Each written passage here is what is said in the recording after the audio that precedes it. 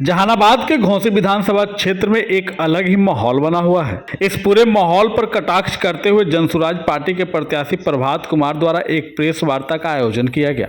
इस प्रेस वार्ता के माध्यम से प्रभात कुमार ने वंशवाद के खिलाफ मोर्चा खोला, तो वहीं वर्तमान विधायक रामबली सिंह यादव पर कटाक्ष करते हुए बताया कि अभी हम जिस गाँव में चुनावी प्रचार के दौरान जाते हैं, वहाँ के लोग सिर्फ यही कहते हैं कि जैसे वर्तमान विधायक जीतने के बाद यहाँ नहीं आते हैं, वैसे ही आप भी जीतने के बाद हम लोगों के बीच नहीं आइएगा। वहीं दूसरी तरफ प्रभात कुमार ने जीतन राम मांझी को भी आड़े हाथ लेते हुए बताया कि हम पार्टी के बागी उम्मीदवार राजेश रंजन भी चुनावी मैदान में खड़े हैं। एनडीए तथा महागठबंधन पर जोरदार प्रहार करते हुए जनसुराज के प्रत्याशी प्रभात कुमार ने मोर्चा खोल दिया है। प्रभात कुमार ने कहा कि यह लोग सिर्फ जनता को ठगने आए हैं और अब जनता जाग चुकी है। महागठबंधन या फिर एनडीए के बहकावे में आने वाले नहीं है। जनसुराज का जो प्रण है, जनता उसी को स्वीकार करने के लिए तैयार है। इस बार सभी लोग अपने बच्चों के भविष्य के लिए चुनाव में अपना मताधिकार का प्रयोग करेंगे और इस बार हर हाल में जनसुराज पार्टी का ही सरकार बनेगी और घोंसी की जनता यहां से हमें जिताने का काम करेगी ताकि प्रशांत किशोर के हाथों को मजबूत किया जा सके। जिलाध्यक्ष महोदय ने जैसा बताया है कि एक तरफ एक वंशवादी व्यवस्था है जिसका विरोध हमेशा हमारे माननीय मुख्यमंत्री करते रहे हैं कि हम वंशवाद को प्रश्रय नहीं देंगे। और आज जिनको उन्होंने टिकट दिया है, उनके इसी चुनाव में उन्हीं के परिवार के 3 लोग चुनाव लड़ रहे हैं। और एक तो वंशवाद की राजनीति के लिए प्रख्यात कुख्यात कहिए जीतन राम मांझी जी हैं, उनके दल से 2 लोग लड़ रहे हैं और एक जदयू से लड़ रहे हैं। ये भी कई बार चुनाव लड़े हैं, जीते हैं, हारे हैं, सब तरह का काम करके देख चुके हैं। तो सबसे पहला सवाल है कि क्या वंशवाद को प्रश्रय दिया जाए या नीतीश कुमार अब इस स्थिति में नहीं रह गए हैं कि वंशवाद का विरोध कर सकें और वो अपने दल में वैसे लोगों को आगे लाना चाह रहे हैं जो वंशवादी हैं। दूसरी तरफ आप एक जो महागठबंधन का जो सबसे लीडिंग पार्टी है राष्ट्रीय जनता दल, वहाँ भी वंशवादी परंपरा चल रही है और सारे लोग पानी पी करके राजद के वंशवाद को गाली देते हैं और यहाँ भी वही वंशवाद चल रहा है। और दूसरी तरफ जो है उनके परिवार को छोड़ दे, लालू जी के गठबंधन की बात न करें, हम लोग आरजेडी की बात न करें। आरजेडी के गठबंधन में जो यहाँ उम्मीदवार खड़े हैं माले से, अभी करीब हमने जहानाबाद विधानसभा का 150 से ऊपर गांव का दौरा किया है और सभी गांवों में माने जो नागरिक सुविधाएं हैं वो पूरी तरह से ध्वस्त हो चुकी हैं। और दुखद बात है, हृदय को उद्वेलित करने वाली बात है कि हमारे माननीय विधायक कभी भी किसी गांव में दोबारा नहीं गए हैं चुनाव के जीतने के बाद। जिस गांव में जाते हैं उस गांव में यही लोग बोल रहा है कि तू जीत के जेब तो यही करब, 5 साल में फिर हमरा देखे न अब, 5 साल तक, 5 साल के बाद अब चाहे न अब। ये जवाब देते देते हम थक चुके हैं कि नहीं, ये चीज़ नहीं होगा, हम आपके साथ जुड़े रहेंगे। तो ये निराशावाद जो है ना फैला हुआ है, निराशा फैली है लोगों में, जनता में। इसके सूत्रधार हमारे वर्तमान माननीय विधायक रामबली जी हैं, जो चुनाव जीतने के बाद अपने लोगों का, जो उनका वोटर है, बेस वोटर है, उनका कैडर वोटर है, उसकी सुध लेने तक नहीं पहुंचे। उनका काम करने का तो दूर रहा, उनका हाल चाल जानने के लिए नहीं गांव में कभी पहुंचे कि हाँ क्या हाल है, आप कैसे जी रहे हैं, कैसे खा रहे हैं, क्या है, दिक्कत है, नहीं है।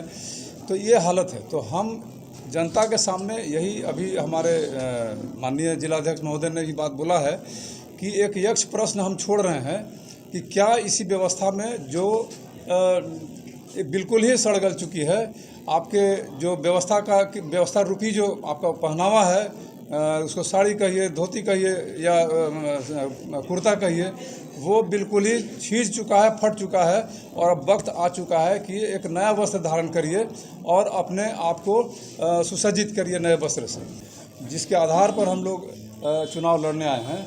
सारे जगह पर 243 सीट पर हमारा वही एजेंडा है, 5 गारंटी जो हम लोग जनसुराज आएगा, ये 5 चीज़ें हो जाएगा। अगर आप लोग समय देंगे तो मैं 5 चीज़ों की अलग अलग व्याख्या करके बताऊंगा कि वो 5 चीज़ें क्या है। वैसे हम अपने सारे लोगों को, जो जनता हमारे वोटर हैं, सभी को जा करके और हमारे वर्कर भी जा करके वो बात बता रहे हैं कि वो 5 गारंटियाँ क्या हैं और कैसे उनके जीवन स्तर में, उनके रहन सहन में सुधार आएगा अगर वो 5 गारंटी लागू हो जाएगी तो। और ये 5 गारंटी वैसे लोगों के लिए है जिन्हें आप कहते हैं कि ये गरीबी रेखा से नीचे के लोग हैं या गरीब लोग हैं, उन्हीं के लिए, उन्हीं को फोकस करके उन्हीं के लिए वो कार्यक्रम बनाया गया है 5 गारंटी का। और इसीलिए अगर वो 5 गारंटियाँ जब हैं तो उन 5 गारंटियों में कहीं जातिवाद का कोई जगह नहीं है, वो सभी के लिए है, समावेशी है, हर आदमी को वो लाभ पहुंचाने वाला गारंटी का। जदयू के भी है, जदयू बार बार जंगल राज की बात करती है और जदयू के अंदर जो ये सारे आप लोग उसको एक शब्द यूज करते हैं बाहुबली, मैं कभी उन लोगों को बाहुबली नहीं कहता हूँ, उन लोग को लंपटा धीराज कहता हूँ, क्योंकि लंपट लोग को बाहुबली कह के महिमा मंडित नहीं करना चाहिए। सारे वैसे लोग जो अपने को राइफल लेकर के चल रहे हैं और इस तरह के कांड कर रहे हैं, लोगों को डरा धमका करके वोट लेने की कोशिश कर रहे हैं, अपने कैंडिडेट को डराने की कोशिश कर रहे हैं, वो सारे लोग लंपटा धीराज हैं, कोई बाहुबली नहीं है। बाहुबली होता है जो गरीबों के लिए काम करता है, गरीबों के लिए अपने सारे संसाधन को लुटाता है, उसे बाहुबली कहते हैं। ये लोग लंपट हैं, लंपट के सरदार हैं।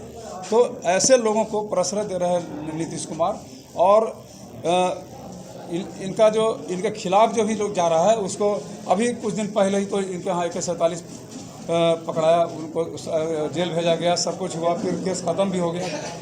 तो ये सरकार की हम कहेंगे कि जदयू की या NDA सरकार के लिए बहुत ही शर्म की बात है कि अभी तक अनंत सिंह की गिरफ्तारी नहीं हुई है। चुनाव आयोग सोया हुआ है, क्या कर रहा है पता नहीं। उनकी गिरफ्तारी शीघ्र होनी चाहिए थी, जैसे FIR हुआ था, क्योंकि यहाँ तो हज़ारों लोग चश्मदीद हैं उस घटना के। तो ऐसी स्थिति में हम सरकार का दोष देंगे। अनंत सिंह जैसे लोगों को पाल करके ये लोग अपनी सरकार चलाना चाहते हैं, लोगों पर क्या बोलते हैं, अपना रुतबा स्थापित करना चाहते हैं अनैतिक तरीके से। हम इसका विरोध करते हैं और जिस तरह से हमारे दल के लोगों को डराया धमकाया गया है और उनका नॉमिनेशन वापस कराया गया है, हम इसकी भी घोर निंदा करते हैं। प्रलोभन दिया जा रहा है वोट। हाँ बिल्कुल, इसमें हम सहमत हैं। ये प्रलोभन ही दिया जा रहा है। आप 10,000 रुपये में कोई बता दे, कोई जो इकोनॉमिस्ट हो जो बता दे कि 10,000 रुपये में कोई महिला क्या रोजगार कर सकती है, तो और ऐसे वक्त में दे रहे हैं आप जब से शासन कर रहे हैं, जीविका दीदियाँ अपना काम कर रही थी, जीविका के लोगों को जो भी माइक्रो फाइनेंस के द्वारा सहायता दी जा रही थी, ये चुनाव के समय अचानक से उनको क्या ज़रूरत आन पड़ी। और सबसे पहले ये करीब 20,000 करोड़ रुपए का बजट पर बोझ पड़ने वाला है, जो एक 10,000 रुपये दे रहे हैं। इसका कहाँ से माने एलोकेट करेंगे, कहाँ बजट में लाएंगे, कौन सा टैक्स लगाएंगे लोगों पर, ये भी सरकार को बताना चाहिए।